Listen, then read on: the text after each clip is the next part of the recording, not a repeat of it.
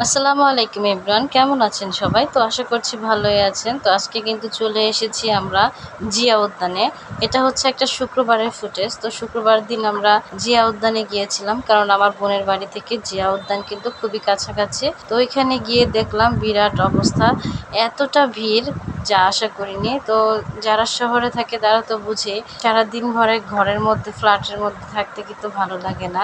তো অনেকেই কিন্তু ছুটির দিনটাকেই বেছে নেয় ঘোরাঘুরির জন্য। আর এটা যেহেতু সরকার সবার জন্য উন্মুক্ত করে দিয়েছে, কোনো রকম টিকিট কিংবা কোনো কিছুরই প্রয়োজন হয় না, তাই কিন্তু দেখা যাচ্ছে সবাই কিন্তু এই উদ্যানটাকেই বেশি বাছাই করে। কারণ ঢাকা শহরে এইরকম মনোরম পরিবেশ আর প্রকৃতির কাছে খুব কমই পাওয়া যায়। তো সবাই কিন্তু এই দিনটা, মানে শুক্রবারের দিনটা সুন্দরভাবে কাটানোর জন্যই একটা পার্ক কিংবা উদ্যানকেই ভালোভাবে বাছাই করে। আর এটা যেহেতু খুব সুন্দর একটা পার্কের মতোই, খুব সুন্দর নিরিবিলি গাছপালা সব কিছুতে ভরা, তো প্রকৃতির কাছে কিন্তু সবার ভালোই লাগে। তো এতটা ভিড় আমরা কখনোই আশা করিনি। তো আমরা কিন্তু গিয়েছিলাম বাচ্চাদের নিয়ে একটু খেলাধুলা করার জন্য, কিন্তু ওরা খেলা করার জন্য কিন্তু ভালো কোনো প্লেসই পাচ্ছিল না, কারণ সব জায়গাতেই কিন্তু অনেক ভিড় ছিল। যাই হোক, এখানে কিন্তু গিয়ে বেশ ভালোই লাগলো। অনেক কন্টেন্ট ক্রিয়েটরদেরকেও দেখলাম, অনেক ছোট ছোট ছেলেমেয়েরাও কিন্তু কন্টেন্ট তৈরি করতেছে, আবার অনেক সাংবাদিকরা, অনেক পর্যটকদের ইন্টারভিউ নিতেছে। তো অনেক কিছুই কিন্তু দেখতে পেলাম।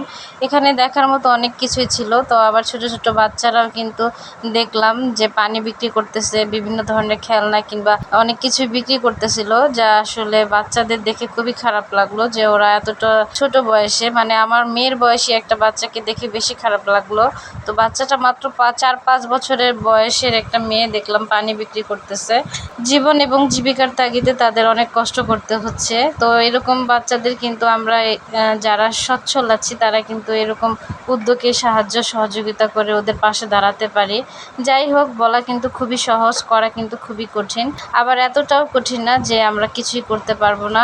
তো এখানে অনেক কিছুই দেখতে পেলাম। আবার এখানে কিন্তু আরেকটা মজার বিষয় হচ্ছে, আগে যখন আমরা মানে এই জিয়া উদ্যানে গিয়েছিলাম তেমন কোনো খাবারের কোনো স্টল খুঁজে পেতাম না, কিন্তু এখন কিন্তু অনেক খাবারের স্টল বসেছে।